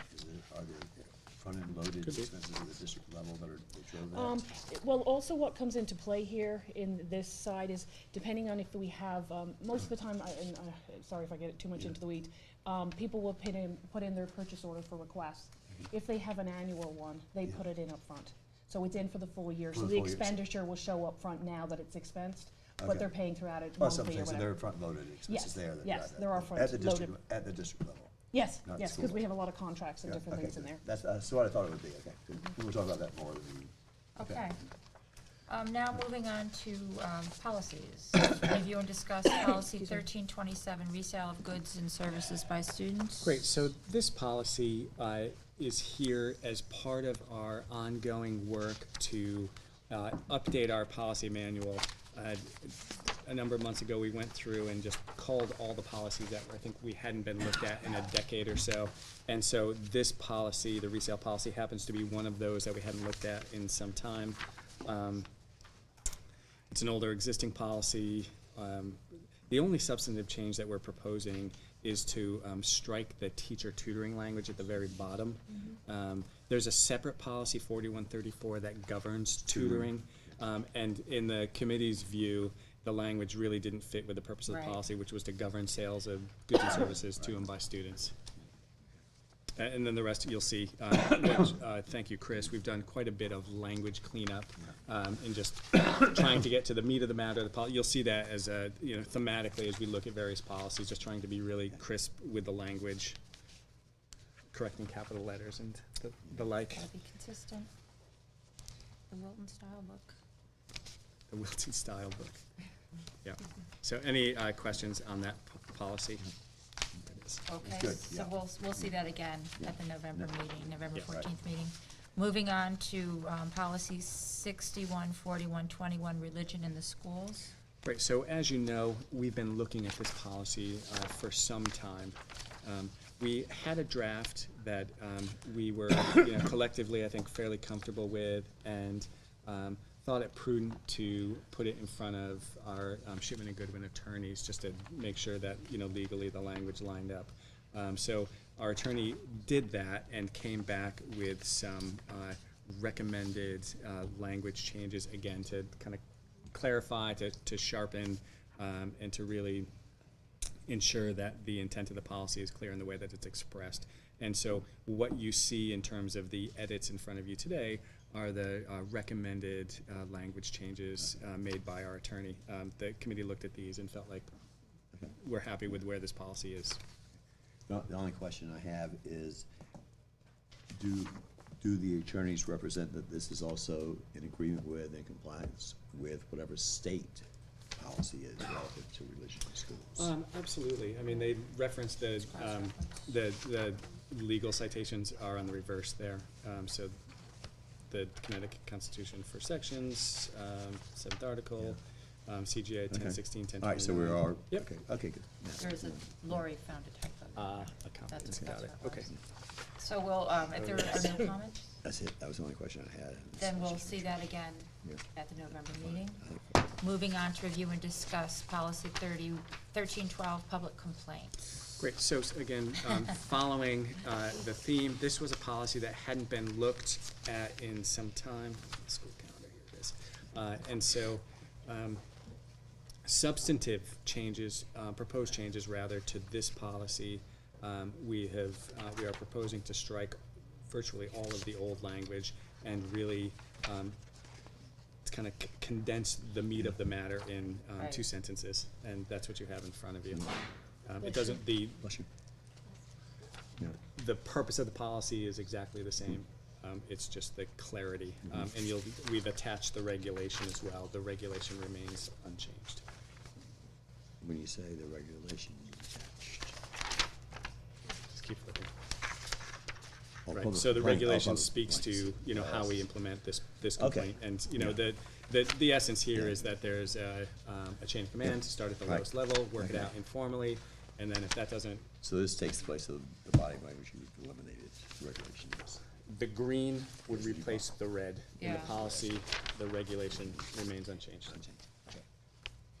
That's good cleanup. Okay. And again, we'll see that one in November. Correct. Policy 1316.2, civility. So, variation on the theme. Again, is part of our effort to clean up and to clarify the language. That certainly the spirit and the intent of the policy hasn't changed. We are just, I think, improving the language here. That's the goal. There was one change to the regulation, the very last sentence. In the existing language, it reads, a standard response will be created noting the inappropriate tone, encouraging a calmer tone. I'm proposing to supplant that with may, and just give us the opportunity, should we decline to do that. We're not driven by regulation to have to respond if we don't feel we want to or need to. Do all of our policies have regulations? No. No. No. No. Okay, moving on to our one action item. Discuss and approve policy 6120, use of certified therapy dogs. You'll recall that this was on the agenda at our last meeting, and there were some questions raised. So we're very grateful that tonight Tanya Leonard and Kim Zemo have come to speak with us and address those questions, and talk about how they are using therapy dogs currently and how they would like to use them going forward. So thank you both very much.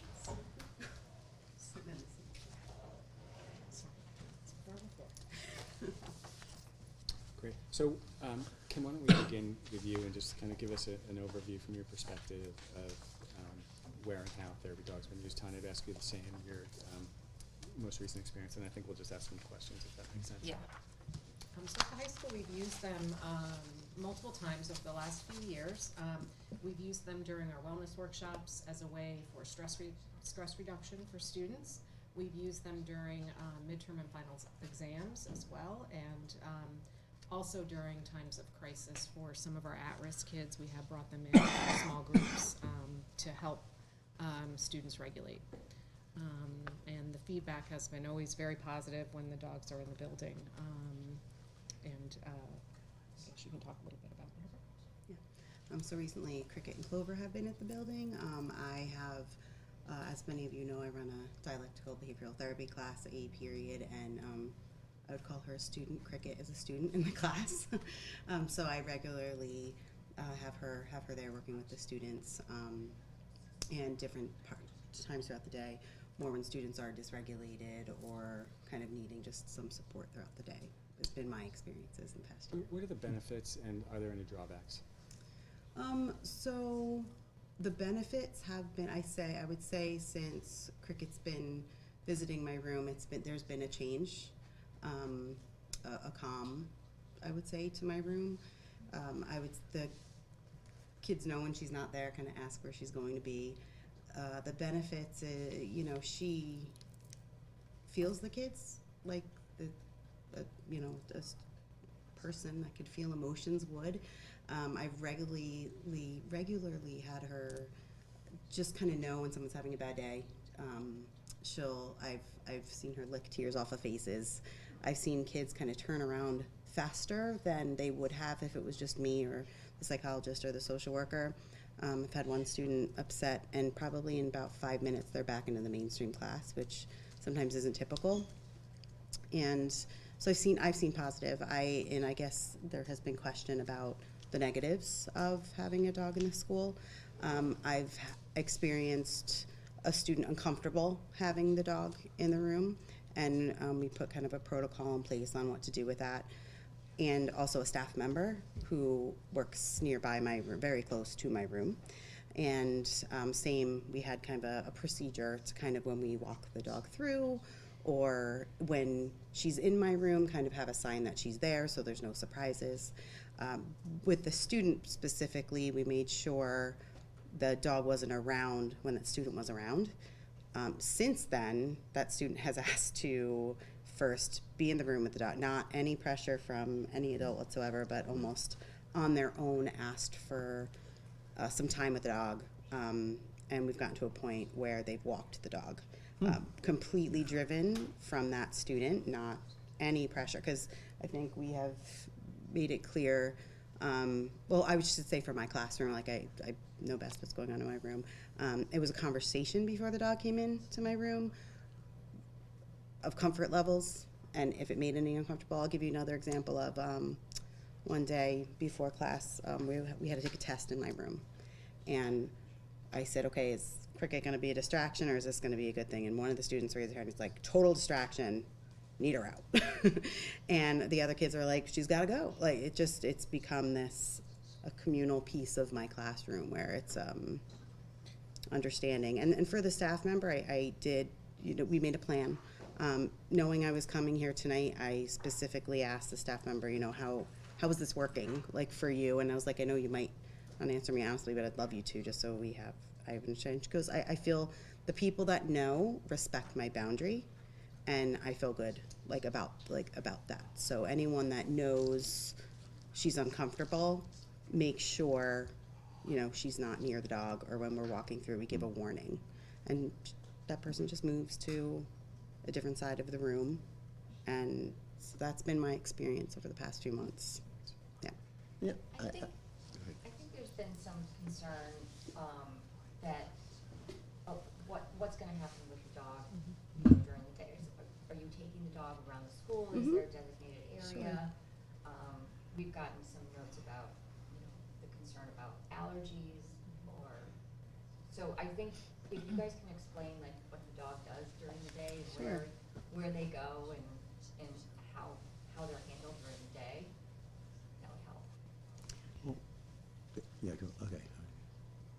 So throughout the day, typically the dogs are only handled by staff members that are comfortable working with the dog and have spoken to their classes. It's almost become a circle of sorts. It's a conversation with your class, and so I know for me, that's how I've kind of used cricket. Some kids ask her to come in. I've actually had more parents ask that for it to be a daily part of the student's day. I don't guarantee that, because I don't, sometimes cricket doesn't come in. She doesn't come in every day. And, I think throughout the day, depending on the need of the day, it's different. I think her one scheduled period is her A period class. She goes to class A, which is the DBT class. Can I ask a question then? How does what you just described relate to the regulation where you're talking about the trained handler? Yeah, we're focusing a lot on what's happening today in Middlebrook, but Okay. I think it'd be more appropriate to focus the conversation on the big picture and Sure. regulation Sure. and what the policy will do. Okay, so the regulations may alter. They may alter. Correct. Practice The to way it's make written sure. The here, regulation it will will alter drive. dramatically. Yeah. I can, What I can happens. say Aren't, they don't speak to this policy. Correct, Well, that's the issue. that's very important. That's the issue. So at the high school, I can tell you when we've used certified dogs with handlers, they can only be there for specific times. They're in a specific location, and students come to them. Students come to them. It's students who wish. Do they use a special door to come into the school, or do they go in through the front, or?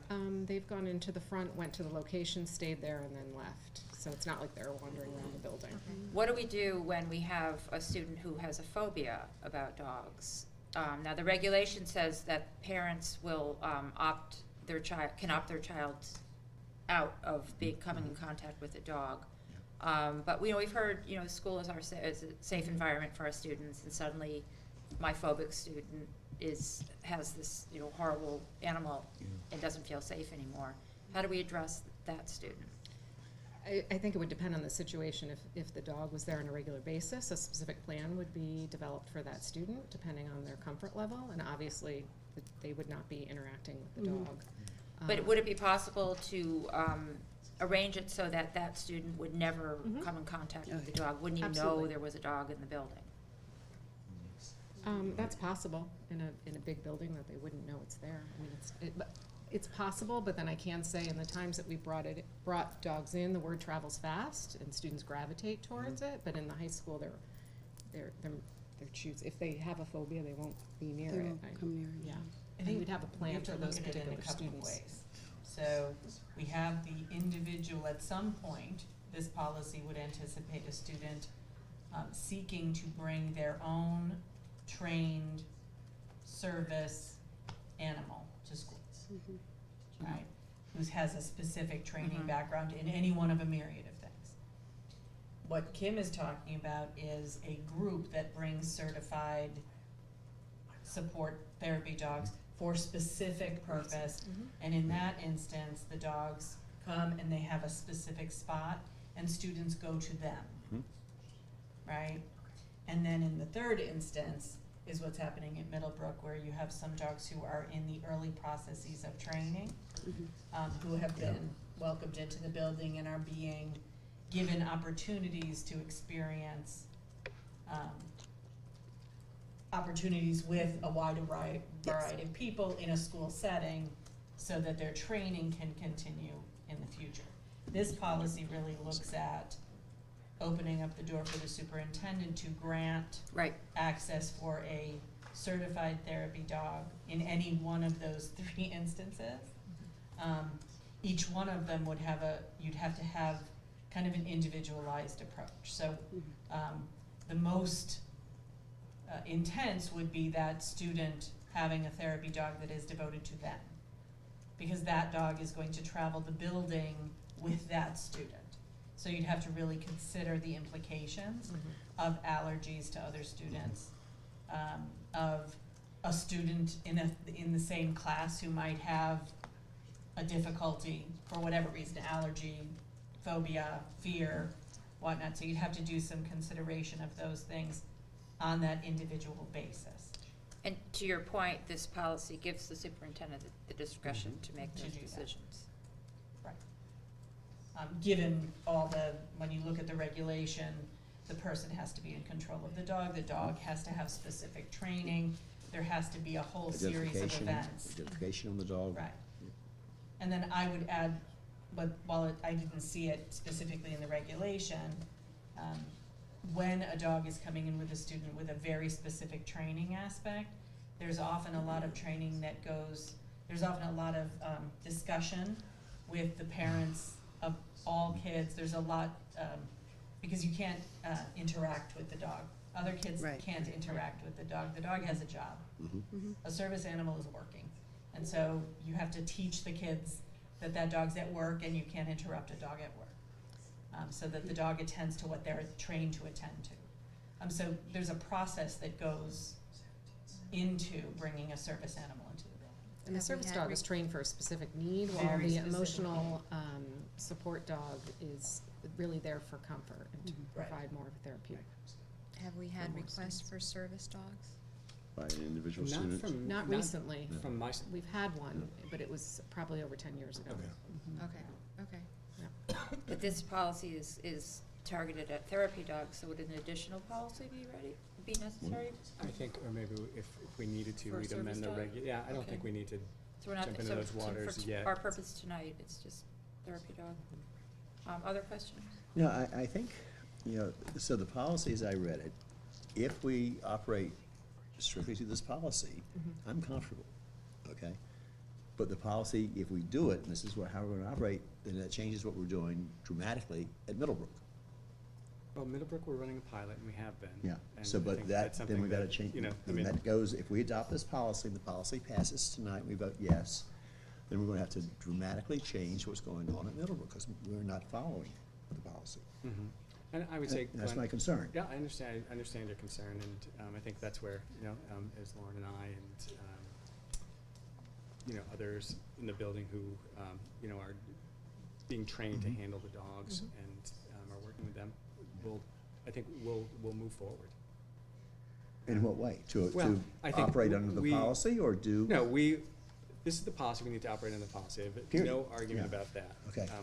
I would say, we also, as we do in so many other ways, need freedom and flexibility to innovate. And so, I've been comfortable with, running a pilot because it's new territory. And I think, I find these conversations really fruitful because there is not widespread practice of, first of all, therapy dogs anywhere, but certainly therapy dogs that, work so intensively in schools. And so, I think I would rely on our practitioners to comment back to us the degree of educational benefit and social emotional benefit, and then, we moderate accordingly.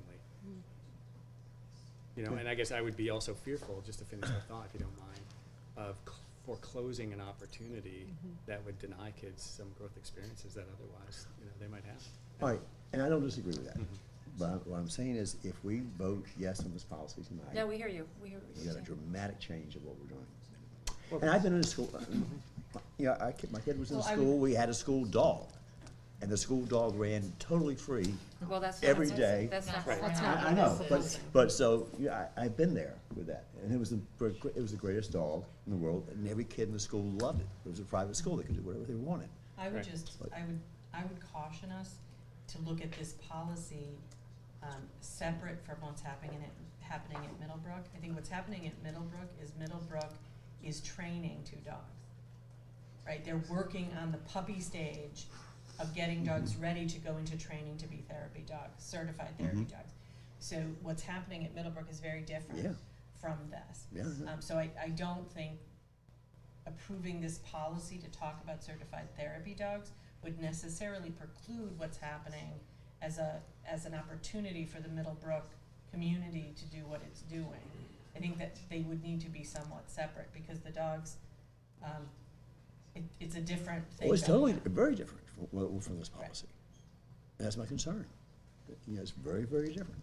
This policy doesn't cover that, what we're doing there, and that's. Right, and I think we've addressed that. Well, okay. Well, I'm a little bit with Glenn in that I think the regulations as written make perfect sense. I also understand the potential, possible, perhaps even current need to do other uses than the way the high school is using. So I think we should proceed a little bit slowly. I support the overall policy, but I just would feel comfortable if I knew that we could start with these regulations, and then as this is successful, expand and, get updated and/or get expanded language in the policy. Well, the policy is probably broad enough, but I think for the uninitiated and the newcomer, that perhaps, the idea that the contact with the dog is totally voluntary, and that the dog is contained in an area. Yes.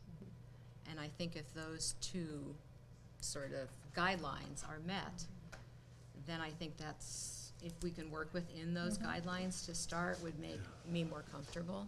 And I think they're in the regulations, and I think they're the intent of the policy, but again, total voluntary contact with the dogs, which I think you are fully aware of, no matter how they've been used. But also perhaps contain the dog within a prescribed area. And that way, people know as the word gets out, or that they're over here. And if I don't need to see them, or want to see them, I don't have to go there. And I think that's kind of what the regulations made me feel comfortable about. That's why I asked the question about and the service dog idea, if we are presented with students, for instance, who need eyesight assistance, that will have to absolutely look at that. And that's why I like the policy for opening up for the superintendent, because I do trust the practitioners to think about all the angles, and I'm just cautioning us that we move fairly slowly at how we implement different uses. I'd just like to note too, because Kevin, you asked about positives and negatives, and for those that may have an aversion to the dogs and see the dogs as a threat, the benefit and the beauty of that, and we're seeing it already, is that they learn quickly that the dog is not a threat, in the milieu with their peers, and then begin to slowly start to become more comfortable with interacting. So it can serve for both those that are comfortable and those that aren't, as a form of, I can't think of the term now, it's too late, exposure therapy, thanks. So it can be a plus. Yeah, it can be, Even with- and it if can it be. happens organically, that's Right. fine, but the words of one of our concerned board members are in Absolutely. my head, in that, Right, and that's there are some her people for points whom I've that's been not raising. gonna happen. Exactly. And so I think we all respect that. So that's why a contained Absolutely. area So with a everybody feels handler safe. and totally voluntary, I think is a great place to start. Anything else? Okay, is there a motion to approve? I make a motion to approve. Is there a second? I'll second it. Any further discussion? What do we do about Middlebrook? Yeah, allow me to work with Lauren on the regulation. You know, I think Debbie's points were, very well taken in summarizing the regulation. Ensure the voluntary interaction with the dog. And Leashed all ensure the time, containment. leashed We'll with work- a handler? we'll- With a handler. We will follow through with the regulation. We will work on that. All right, that being the case, then I'll vote yes. Okay. Okay, all in Only favor? those conditions, I mean, Yeah, I think everybody's heard I mean, Okay. I've expressed it Yep. too, so Yep, I let's hear go you. slowly. Yep. Start small okay. with those three things, Mhm. supporting the regulations, and then see where we can go. Okay. All in favor? Aye. Aye. Any opposed? Okay, it's passed.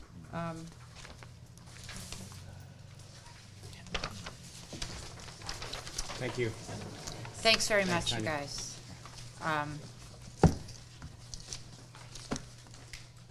Is there anyone from the public who would like to come forward and make a comment? Seeing no one. Our next meeting will be on Thursday, November 14th. Thank you to all, and let's adjourn.